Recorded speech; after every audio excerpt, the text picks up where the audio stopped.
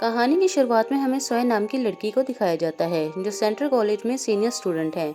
Running के दौरान इसको एक कॉल आता है और ये कॉल इसकी जॉब के लिए था और इस जॉब के इंटरव्यू के लिए इसे वाशिंगटन डीसी जाना था। वाशिंगटन डीसी इसके घर से बहुत ज़्यादा दूर होता है और थैंक्सगिविंग डे भी आने वाला होता है जिसमें सारी फैमिली एक साथ बैठती है और खाना खाती है। मगर सोया को यह जॉब किसी भी सूरत में चाहिए थी, इसलिए वो बगैर किसी को बताए वाशिंगटन डीसी के लिए निकल जाती है।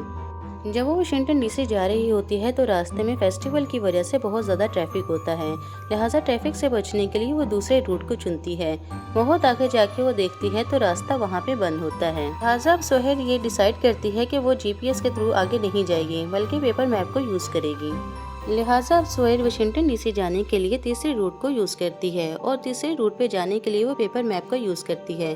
बहुत आगे जाकर वो गाड़ी से उतर के पेपर मैप को देख रही होती है कि एक गाड़ी वहाँ पर आ जाती है जिसमें से दो भाई उतरते हैं।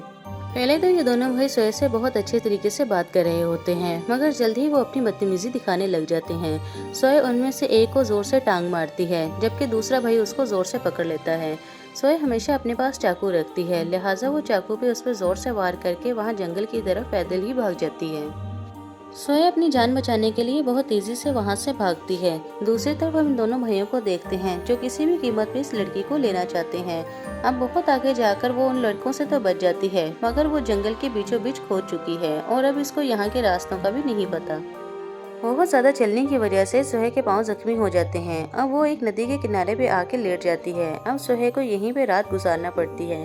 दूसरी तरफ हम देखते हैं कि पुलिस स्टेशन में एक औरत कॉल करती है। वो कहती है कि यहाँ पे किसी की गाड़ी खड़ी है मगर गाड़ी के अंदर कोई भी मौजूद नहीं।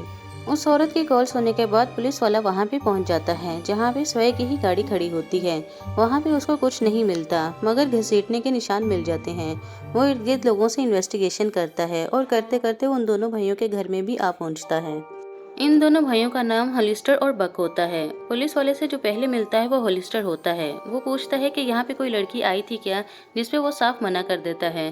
साथ ही दूसरा भाई भी आ जाता है जिसका नाम बक होता है। उसकी टी शर्ट पे खून के निशान होते हैं। पुलिस वालों को इन दोनों पे शक तो हो जाता है मगर उसके पास कोई भी वारंट नहीं होता, लिहाजा वो इन्हें कुछ भी नहीं कह सकता। लिहाजा पुलिस वाला यहाँ से निकल जाता है। वहीं दूसरी तरफ हम सोहे को देखते हैं जो अभी तक नदी के किनारे पे बैठी होती है और उसका पाँव भी बहुत ज्यादा जख्मी हुआ होता है। सोहे ने जो कि पिछले 24 घंटों से कुछ भी नहीं खाया होता और खून भी उसका बहुत ज्यादा निकल चुका होता है, लिहाजा उसे बहुत ज्यादा वीकनेस हो चुकी थी। अब सोहे वहाँ से निकलने का सोच रही होती है और धीरे धीरे आगे बढ़ना शुरू कर देती है मगर अचानक ही उसको कुछ आवाजें सुनाई देना शुरू हो जाती हैं। वो जल्दी से छुप जाती है। वो देखती है कि वही दोनों भाई आए हैं जो उसकी गाड़ी में हैं। अब वो उसकी गाड़ी को जंगल में फेंक देते हैं ताकि रोड पे कोई भी नामो निशान बाकी ना रहे। हॉलिस्टर और बक ने ये गाड़ी इसलिए फेंकी थी कि अगर ये गाड़ी उनके घर के आसपास रही तो पुलिस वाले बार बार आएंगे इन्वेस्टिगेशन करने के लिए, लिहाजा इन्वेस्टिगेशन से बचने के लिए उन्होंने उसकी गाड़ी जंगल में फेंक दी।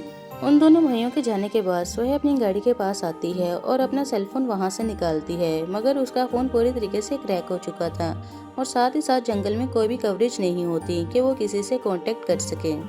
सोहे परेशानी और वीकनेस की वजह से वहीं पे गिर के बेहोश हो जाती है मगर जब उसको होश आती है तो वो एक लॉयल नाम के लड़के के घर में मौजूद होती है।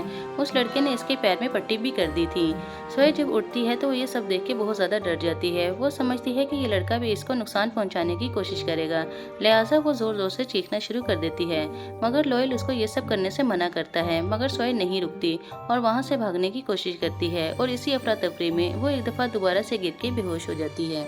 जब सोहे को दोबारा होश आता है उससे पहले लॉयल ने इसके हाथ पांव बांध दिए होते हैं और साथ ही साथ इसके पास पानी और खाने के लिए ब्रेड रख दिए होते हैं। जब सोहे उठती है तो वो उससे पूछता है कि तुम यहाँ पे क्या कर रही हो, तो सोहे अपने बारे में सब कुछ सच सच बता देती है जिसके बाद वो ब्रेड खाना शुरू कर देती है। वहीं हम हॉलिस्टर और बक को देखते हैं जो अभी तक सोहे को तलाश कर रहे होते हैं। जब ये दोनों भाई सोहे को तलाश कर रहे होते हैं तो इसकी शर्ट का थोड़ा सा पीस इनको मिल जाता है जिससे इनको ये यकीन हो जाता है कि सोहे इनके आसपास ही है और अब वो इसको ढूंढते ढूंढते उसी घर में आ पहुंचते हैं। और जब गाड़ी लॉयल के घर के पास आके रुकती है तो सोहे मदद के लिए जोर जोर से चिल्लाना शुरू कर देती है। लॉयल उसका आके मुंह बंद करता है और कहता है कि मुझे देखने तो दो कि बाहर है कौन।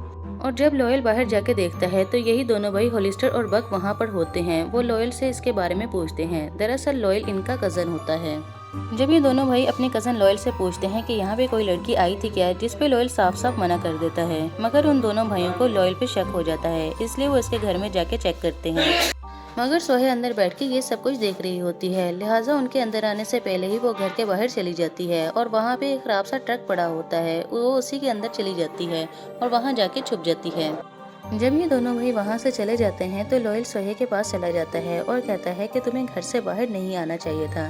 दरअसल वो जानता है कि इसके दोनों कजन बहुत ही खतरनाक किस्म के इंसान हैं और वो सोहे को इन दोनों से बचाना चाहता है। अब हम उसी पुलिस वाले को देखते हैं जो इन्वेस्टिगेशन करने के लिए इन दोनों भाइयों के घर में आया था और उसके पास सीनियर ऑफिसर आता है। वो कहता है कि तुम्हें एक लड़की का केस दिया गया था, क्या बना उस केस का, जिस पे वो कहता है कि वो अभी तक सॉर्ट आउट नहीं हो सका। सीनियर पुलिस ऑफिसर कहता है कि ये केस अब बहुत ऊपर तक जा चुका है, लिहाजा तुम्हें किसी भी कीमत पर उस लड़की को ढूंढना होगा। अब वो पुलिस ऑफिसर दोबारा से इन दोनों भाइयों के पास आता है और कहता है कि तुम दोनों ने उस लड़की को जंगल में भगाकर अच्छा नहीं किया।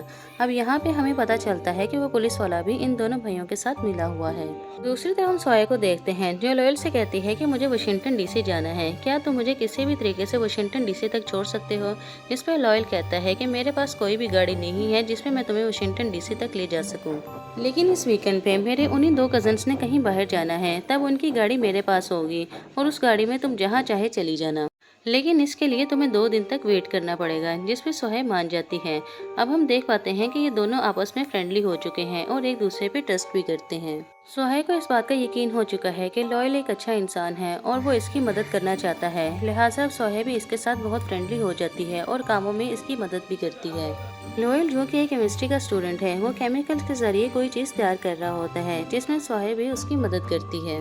अब हम दोबारा से लॉयल के उन्हीं कजन्स को देख पाते हैं जो कुछ बॉक्सेस रखने के लिए लॉयल के घर पे आते हैं, मगर लॉयल बड़ी ही चालाकी से पूरे घर में धुआं कर देता है और जिसकी वजह से वो लड़की वहां से भाग जाती है, मगर इन दो लड़कों को पता ही नहीं चलता कि वो लड़की इन्हीं के सामने से गुजर चुकी है। अब हम दूसरी तरफ पुलिस स्टेशन में देख पाते हैं जहाँ पे पुलिस ऑफिसर आता है और इसको उस करप्ट पुलिस ऑफिसर के बारे में सब कुछ पता चल चुका था कि वो उन दोनों भाइयों के साथ मिला हुआ है, लिहाजा वो इनके पास आता है और कहता है कि तुम अपनी हरकतों से ठीक हो जाओ वरना मैं तुम पे मार दूंगा।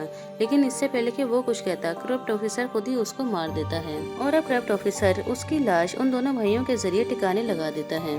अब वो करप्ट ऑफिसर एक चाल चलता है, वो सीनियर पुलिस ऑफिसर के पास आता है और जिस पुलिस ऑफिसर को इसने मार दिया था वो इस पे इल्जाम लगाता है कि उसी ने उस लड़की को अगवा किया और अगवा करने के बाद अब खुद भी कहीं गायब हो गया है और कहीं भी उसका पता नहीं चल रहा।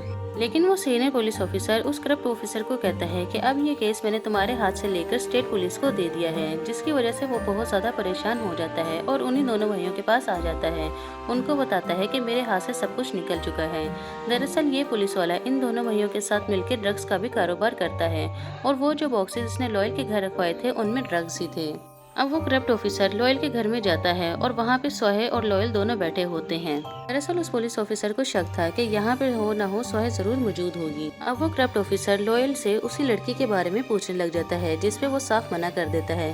पुलिस ऑफिसर कहता है कि मैं तुम्हारे घर की तलाशी लेना चाहता हूँ, मगर लॉयल कहता है कि तुम्हारे पास कोई भी वारंट मौजूद नहीं, लिहाजा तुम मेरे घर की तलाशी नहीं ले सकते। अब लॉयल सोहे को ऑर्डर देता है कि जाओ हम सबके लिए कॉफी बना के लाओ और सोहे भी बिल्कुल वैसा ही करती है। वो कॉफी का मग ओवन के अंदर रख देती है और वापस लॉयल के पास आ जाती है। कुछ देर बाद ओवन से आवाजें आना शुरू हो जाती हैं, जिसका मतलब ये होता है कि कॉफी रेडी हो चुकी है। और अब बग कॉफी लेने के लिए ओवन को खोलता है, मगर ओवन में बहुत ही बड़ा धमाका होता है जिसमें बग की मृत्यु हो जाती है और बाकी लोग भी बहुत ज्यादा जख्मी हो जाते हैं। दरअसल ये सब लॉयल का ही काम होता है। वो जो कुछ दिन पहले केमिकल्स को बना रहा था वो यही सब कुछ था और इसके बारे में सब कुछ उसने सोहे को भी बता रखा था कि वक्त आने पर वो इन सबको इस्तेमाल कर सके, लिहाजा उसने वैसा ही किया। अब यहाँ पे हम सोहे और लॉयल को देख पाते हैं। लॉयल जो कि बुरी तरीके से जख्मी हो चुका है, मगर सोहे अभी भी ठीक होती है। वो उसको कहता है कि तुम यहाँ से भाग जाओ। अभी ये लोग बात कर ही रहे होते हैं कि इतनी देर में हॉलिस्टर बाहर आ जाता है और वो भी बुरे तरीके से जख्मी होता है। हॉलिस्टर सोहे पे गन कर देता है, मगर लॉयल उसको पीछे से पकड़ लेता है और गन का निशाना छूट जाता है। अब वो गन उससे लेकर हॉलिस्टर की तरफ ही कर देता है, मगर थोड़ी ही देर में वही करप्ट ऑफिसर पीछे से आ जाता है और इन दोनों को शूट कर देता है। दरअसल उसने हॉलिस्टर को इसलिए मारा होता है कि उसके खिलाफ कोई भी सबूत बाकी ना रहे। अब हम सोहे को देख पाते हैं जो जंगल से भागती भागती रोड की तरफ आ चुकी है और उसको पुलिस की गाड़ी भी मिल चुकी है और वो जल्द ही उसको रेस्क्यू भी कर लेती है। मगर हम देख पाते हैं कि वो पुलिस की गाड़ी कोई और नहीं बल्कि वही करप्ट पुलिस वाला था जो इसको पकड़ लेता है। सोहाय को पुलिस वाले पे शक हो चुका था, लिहाजा वो गाड़ी से बाहर निकलने की बहुत कोशिश करती है, मगर गाड़ी तो लॉक होती है, इसलिए वो बाहर नहीं निकल पाती। अब पुलिस वाला उसी नदी के पास वापस आ जाता है और सोहाय को भी वहाँ पे ले जाता है और उसको पानी में डुबोने की बहुत कोशिश करता है ताकि ये भी यहीं पे मर जाए। मगर सोहाय के पास एक फोक होता है जो उसी लॉयल ने उसको दिया हुआ था और कहा था कि इसको हमेशा पास रखना है, ये मुसीबत के वक्त तुम्हारे काम आएगा। लिहाजा सोहाय उसी फोक की मदद से पुलिस वाले को मारती है और बहुत ज्यादा जख्मी कर देती है और खुद वहां से भाग निकलती है। अब सुहाय दोबारा भागती भागती रोड की तरफ आ चुकी है और यहाँ पे हम देख पाते हैं कि पुलिस की बहुत ज्यादा गाड़ियां वहां पर हैं जो जल्दी इसको रेस्क्यू कर लेती हैं। और इसी के साथ दोस्तों ये